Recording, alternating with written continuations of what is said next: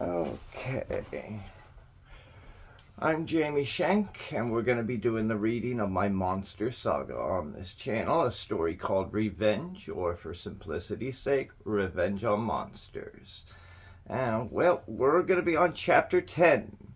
This is getting towards revelation time. We're going to start doing the reveal here. So, just spoiler alert warning, like if you want to go back and start from the beginning, now's the time. But this chapter 10 onward is going to be the revelations chapters. And alright, we're going to do the plot point or bullet note, which lies between each chapter. And this one is going to read: I remember, I think perhaps not from the Holy Bible, but rather from some Catholic lore, a tale about God saying to his angels that they are to put the humans above all and love them more than anything else, including the Almighty. If you know this one, then you might know that it pretty much ends with the angel Lucifer flipping God the bird and getting cast down into a very deep, fiery pit.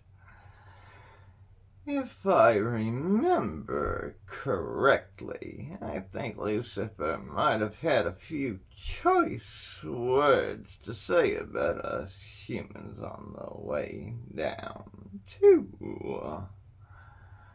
Loathsome, vile, despicable, and not worthy come to mind for some reason. Now, having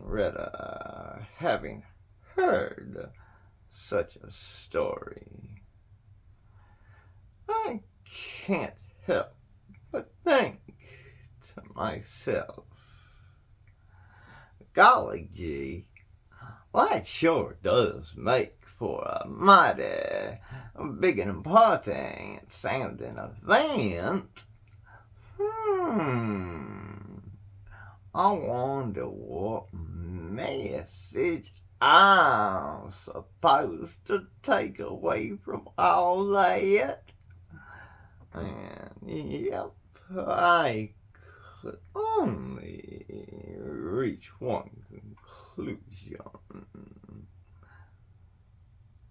Take care of the things under you and love them more than anything else. Your soul very well may depend on it. Well,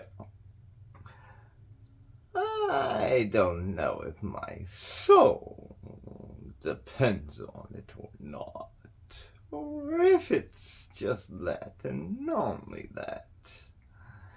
But I do know that it is something that just sorta feels right to me. And if it feels right, then we so often do it. Do you not?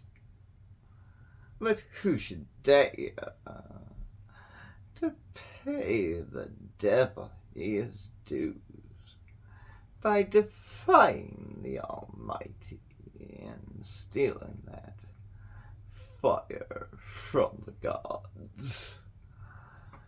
And what will be the consequences?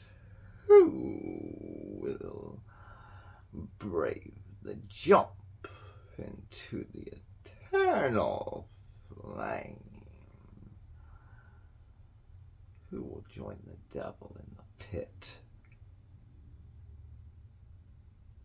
Chapter 10. Tyler had gotten anxious and had gotten his hopes up there for a minute with Mei Lin, thinking that she might fess up and tell him something about his son. Now that he's out of the basement, Tyler has gone from feeling angry and frustrated to feeling disappointed and frustrated. The loss of his son is still so recent, still so fresh in Tyler's mind. He feels he is being blessed with this opportunity to face his son's killers, but it seems to be getting him nowhere but angry, which is making him feel like he's missing opportunities and doing things wrong. He'd been anticipating this very moment since all of this first started. First there was the investigation into Ella's disappearance, and now to have tracked them down and found them and to have them. But now that I'm here and the time has come, I feel like I'm just not sure how to handle all of this. Tyler disparagingly thinks to himself. He's still not wholly sure how things will turn out. He just knows he's not getting what he wants out of this ordeal. And so many things just feel so wrong about it. And he's just frustrated with them and himself in this entire escapade. And what would make things better for Tyler anyhow? What would that be? What could Tyler possibly desire at this point? Answers, understanding, apologies. What did you think was gonna come of all of this? Well, Tyler thinks to himself, damn me. I knew I shouldn't have gotten my hopes up to begin with, but I really thought she might talk to me. Instead, she's just falling back into her old ways, lies and denials. It's all a runaround. Say as much as you'd like as long as you don't say anything at all. These people are too much. God, they are so very much disgusting, and I so very much hate them. Down in the basement, Mei Lin is cussing herself for not trying harder and telling a better story. She's not sure whether or not she should have told this man even as much as she already has, but the cat's out of the bag now, so to speak, and the man already seems to know so much as it is. Mei Lin is definitely not on board with honesty being the best policy, but she knows she must try harder to play along with and appease Tyler if she's to convince him to set her free. Byron is still scared and blubbering and wailing and wallowing in self-pity and just being nothing but resistant, spiteful, and impossibly difficult.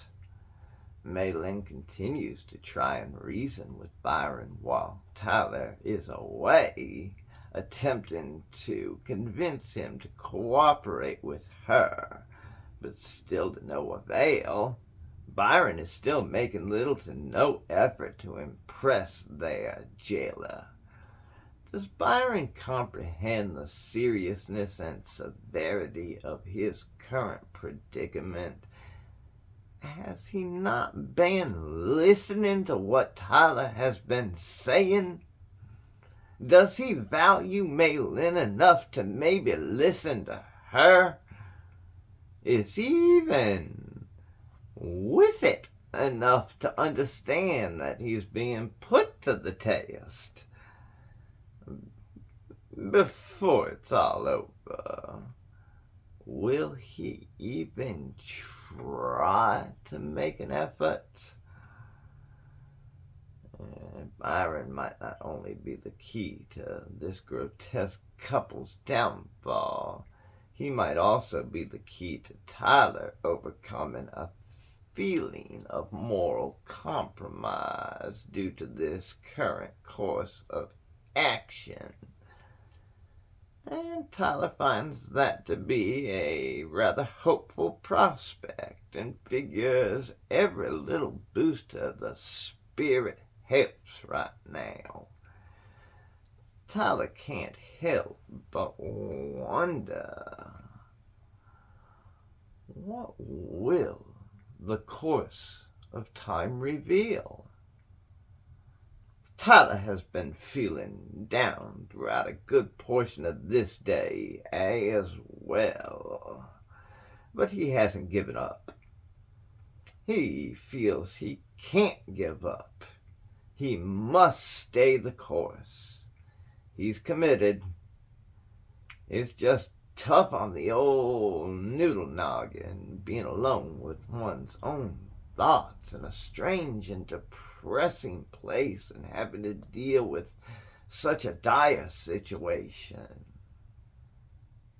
But it's just a matter of time. Several hours have ticked by on the clock. It is now getting late in the second day of the monster's captivity. Tyler knows he must check on them and fill their water pail, so he decides to give it all one more go before the day is done. Tyler figures that maybe he'll get lucky and they'll tell him everything he wants to know, but in truth, he isn't expecting much to come of it this time around. He thinks to himself, why even bother setting myself up for disappointment? I know that trying to talk to either one of them has become nothing but a hopeless and fruitless task. It's all just a runaround. Tyler knows he must try.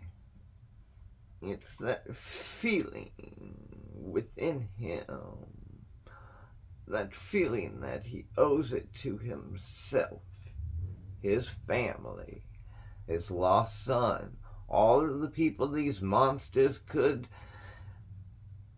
impact and hurt in the future, as well as his own sense of morality, to at least try and listen to these people, the horrid people of people. I mean, as patiently and impartially as he can bring himself to be, he must at least listen and observe and gain everything he can gain from this ordeal and take it all in, regardless of how repulsed and uncomfortable and compromised he might be left to feel. That's the intention. Tyler thinks to himself, if nothing else, I must at least give this deplorable couple a chance to explain themselves and not let my emotions get the better of me, as they have been. The more I know, the better I think I'll feel about all of this in the end. Though it's definitely been tough goings while I've been down there and around them.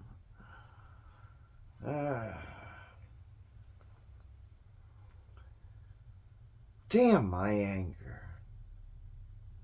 Damn this overwhelming rage inside of me. Tyler entered the basement, walking down the staircase and approaching the bound and restrained pair of heathens. The smell has gotten worse. There's a fresh pile, though, well, on the wet floor. The lady, Mei Lin, has been forced to soil herself due to her immobility. The pail of water is drying, but the bucket is clean and empty. Tyler simply shakes his head and comments, I thought we talked about using the bucket. I'm sorry, mister, but he just won't listen to me. He can be so stubborn, Maylin replied in a defensive, pleading tone of voice. Well, I think that says it all, Tyler declared, and then he picked up the pail and turned to leave the basement.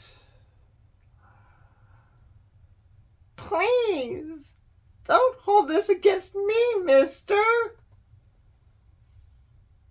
I've tried to talk to my husband, but he just won't listen to me, Maylin protested. Well, you married him, Tyler simply retorted, distantly and unenthusiastically, as he moseyed on up the stairs. Then, when he got to the top, perhaps as an afterthought, he mentioned, tried to talk to him. Lady, how can I believe a word you say with the way you danced around my questions about my boy? As far as I'm concerned, you're both just as bad as each other. I'm sorry, mister.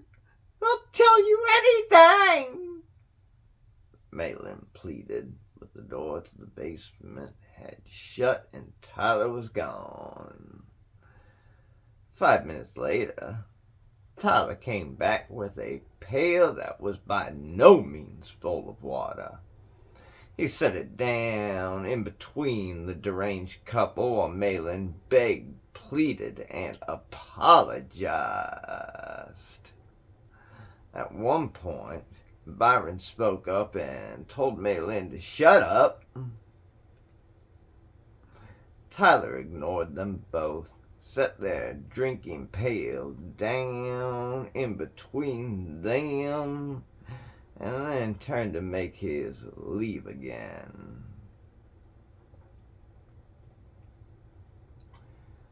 Tyler was almost to the stairs, and Maylin was still pleading and begging when Byron called out, Wait! I'm really hungry, mister! When are you gonna feed us? Now you're catching on, Tyler enthusiastically replied without turning to address the man or show them his satisfaction with that statement. Still, he would say precisely, would you by any chance hurry up and make quick work of it? Go on and prove my point so I can get out of here? Tyler continued to the stairs and started up them with Byron and Maylin calling out to him. Byron first. Wait! What do you mean by that, mister? Mister, we're hungry! Mister, we're hungry! Shouting at Mike.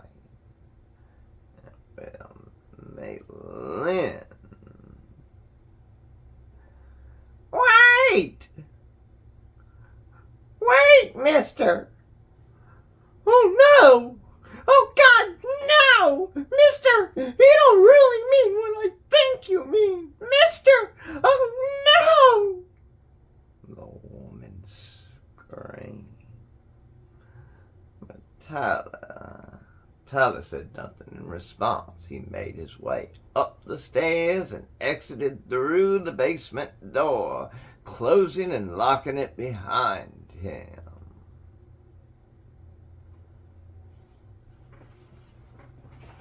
Let the games begin. And we'll be back for chapter 11. Thank you as always. I hope you enjoyed.